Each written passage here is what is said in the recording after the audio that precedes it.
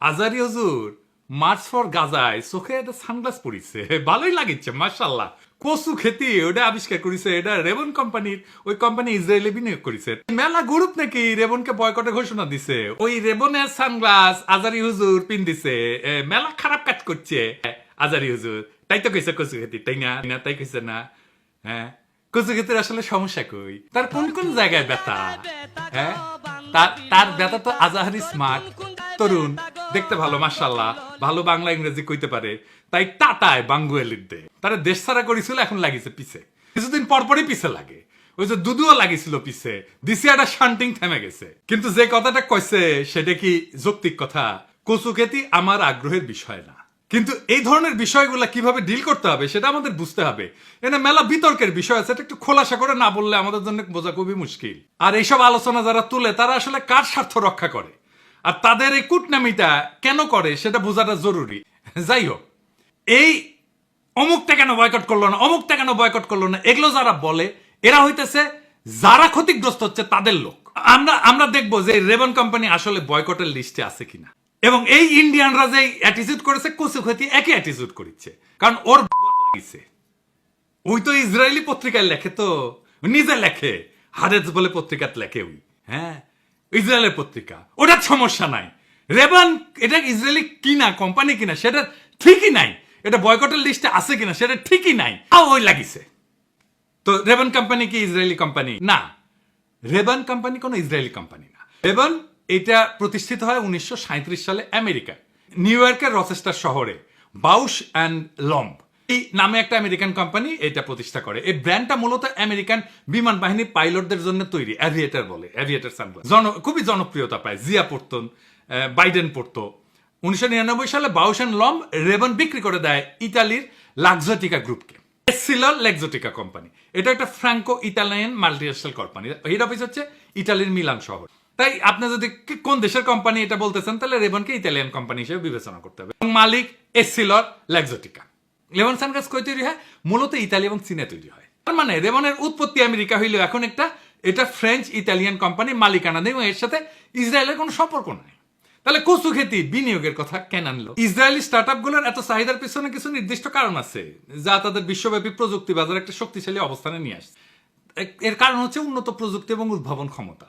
ইসরায়েলকে অনেক সময় বলা হয় স্টার্টআপ নেশন, কারণ তারা কৃত্রিম বুদ্ধিমত্তা, সাইবার নিরাপত্তা, মেডিকেল টেকনোলজি, এগ্রোটেক এবং মিলিটারি টেকনোলজিতে দারুণ উন্নত। অনেক উদ্ভাবন প্রথম শুরু হয় ইসরায়েলি সেনাবাহিনীর গোয়েন্দা ইউনিট, বিশেষ করে ইউনিট 8200, এইটা থেকে অনেক দক্ষ প্রকৌশলী এবং উদ্যোক্তা বেড়ায় আসে, যারা পরে উচ্চমানের প্রযুক্তি স্টার্টআপ গড়ে তোলে ইসরায়েলে। এবং ইসরায়েলে বিনিয়োগ বান্ধব পরিবেশ আছে। ইসরায়েলের রিসার্চ এন্ড ডেভেলপমেন্ট বড় অঙ্কে সরকারি বিনিয়োগ পায়, পাশাপাশি বিদেশি বিনিয়োগকারীরাও ইসরায়েলি প্রযুক্তিতে আগ্রহী হয়। কচু ক্ষেত আল জাজিরা ওর অফিস ছিল জেরুজালেমে, কয়েক মাস আগেও তো বন্ধ করে দিচ্ছে। তো জেরুজালেমে অফিস ছিল কি জন্য? আল জাজিরা ছেড়ে দিবে? ওখানে তো তাহলে বিনিয়োগ করছে আল জাজিরা, তাই না? ইসরায়েলে বিনিয়োগ করছে না, একটা অফিস করা মানে তো বিনিয়োগ করা। ওইখানে লোকদের বেতন দিতে হয়েছে না, টাকা দিতে হয়েছে না, বাসা ভাড়া করতে হয়েছে না। আল জাজিরা যারা কাজ করে তারা ইসরায়েলের মার্কেট থেকে পণ্য কেনে না, টাকাটা কার পকেটে যায়? ইসরায়েলের পকেটই তো যায়। একটা ইসরায়েলি স্টার্টআপকে কিনে নেওয়ার জন্য যদি রেবনের সানগ্লাস পরা না যায়, তাহলে Google, Intel, Microsoft, Facebook, WhatsApp কিছুই তো ইউজ করা উচিত না, কারণ এরা একবার না বহুবার ইসরায়েলি কোম্পানি কিনছে। ছোট একটা উদাহরণ দিই, সার্ভিস ফ্রেন্ড এই নামে ইসরায়েল কোম্পানিকে ফেসবুক 2019 সালে কিনে নেয়। সার্ভিস ফ্রেন্ড হচ্ছে একটা এআই ভিত্তিক স্টার্টআপ যারা চ্যাটবট এবং ভার্চুয়াল অ্যাসিস্ট্যান্ট প্রযুক্তিতে বিশেষজ্ঞ। ফেসবুক এই কোম্পানিতে হোয়াটসঅ্যাপ বিজনেসের সাথে কানেক্ট করে এবং মেসেঞ্জারের সাথে, আপনি মেসেঞ্জারে যে মেসেজটা দেন ওইটা এই কোম্পানির টেকনোলজি ইউজ করে তৈরি করা। হোয়াটসঅ্যাপে যে মেসেজটা দেন অটোমেটেড রেসপন্স হয় যেটা, সেটাও এই কোম্পানির টেকনোলজি ইউজ করে, সার্ভিস ফ্রেন্ডের টেকনোলজি। তো তাইলে গুগল ব্যবহার বন্ধ করে দিতে হয়, হোয়াটসঅ্যাপ ব্যবহার বন্ধ করে দিতে হয়, ফেসবুকের মেসেঞ্জার ব্যবহার বন্ধ করে দিতে হয়, তাই না? রেবন কোম্পানিকে বয়কটের কথা কে কইছে?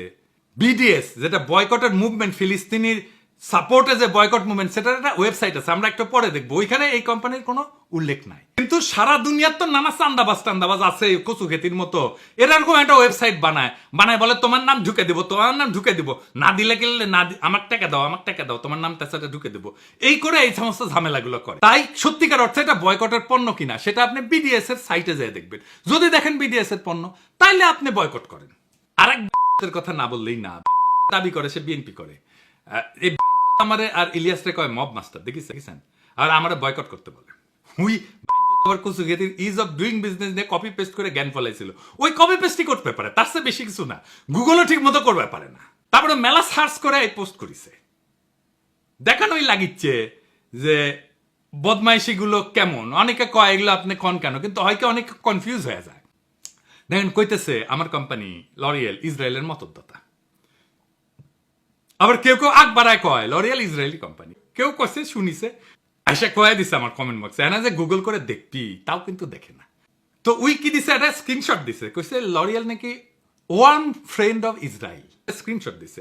গুগল করে পেছে আর কি, তুই সার্চ করবি সেটুকু ওর এনার্জি নাই না, কেমন মোটা হয়েছে, কেমন চর্বি থল থল করে গোটা শরীরের। তো এডিটর সাহেব ওই সাইটে যান দেখি, ওই দেখি তো ফ্রেন্ড ওয়ান ফ্রেন্ড দেখি না, দেখিছেন ওরা প্রমাণও দিছে, দেখেছেন এই যে লরিয়েল আসলে one friend of Israel, proof একটা বাটন দিচ্ছে, এডিটর দেখছেন। আচ্ছা এডিটর সাহেব বাটন একটা প্রেস করেন না, দেখি কি প্রুফ দেখায়, দেখেছেন কোনো প্রুফ নাই, দেখেছেন? হ্যাঁ, ফিলিস্তিনের সাপোর্টে যে বয়কট মুভমেন্ট সেটা একটা লিস্ট আছে এই সাইটে, এটি আছে নাম লরিয়েলের, নিজেই দেখেন। ওই আবার করছে কমেন্ট বক্সে, দেখেন বিডিএস এর নাম শুনিস তো, দেখেন ও নিজে শুনিছে, অক্সিগান ও নিজে শুনিছে জিন্দগিতে। দাদা তুই যে এনওয়াইপিডি তে কাজ করিস, লিঙ্কডিনে ট্যাঙে রাখছু, খুব গর্ব নিয়া ট্রাফিক কন্ট্রোলে কাজ করিস। এনওয়াইপিডি তো ইসরায়েলে ট্রেনিং নিতে যায়, এনওয়াইপিডির সাথে তো ইসরায়েলের কন্ট্রাক্ট আছে, ট্রেনিং এর কন্ট্রাক্ট আছে, কোঅপারেশনের কন্ট্রাক্ট আছে। এমএনএসটিও বলছে যে বারবার এনওয়াইপিডি ট্রেনিং করতে যায়, লজ্জা লাগে না ওই কোম্পানিতে ওই প্রতিষ্ঠানে কাজ করতে? 2 দশক ধরে ইসরায়েলের সাথে পুলিশ কোঅপারেশন করছে আমেরিকার এনওয়াইপিডি। তুই সার আগে এটা একদম বয়কট ঢুকে দেবো। আজকে যে এই নতুন লড়াই শুরু হয়েছে না, এটা ফেসবুক পোস্টের লাইক কমেন্টের খেলা না, এটা একটা তপ্ত যুদ্ধক্ষেত্র হয়ে উঠছে, যেখানে সত্যের পাশে দাঁড়ানো মানে নিজের পিঠে আগুন নিয়ে নামা। আজ যখন কচু খেতির আর প্রগতিশীল এই বিএনপিরা গল্লিক মুখে নিয়া মুখোশ পইরা বিভ্রান্তি ছড়ায়, তখন আমাদের হাতে চাই তথ্যের তলোয়ার, যুক্তির কামান। বয়কট যদি অস্ত্র হয় তবে সেটা চালাইতে হবে মগজ ঠান্ডা রেখে, হৃদয় গরম কইরা। আগুন যখন জ্বালাইছি পুরাই ফেলবো মিথ্যার প্রাসাদ, সে কচু খেতেই হোক আর প্রগতিশীল বিএনপিরই হোক। ইনকিলাব জিন্দাবাদ।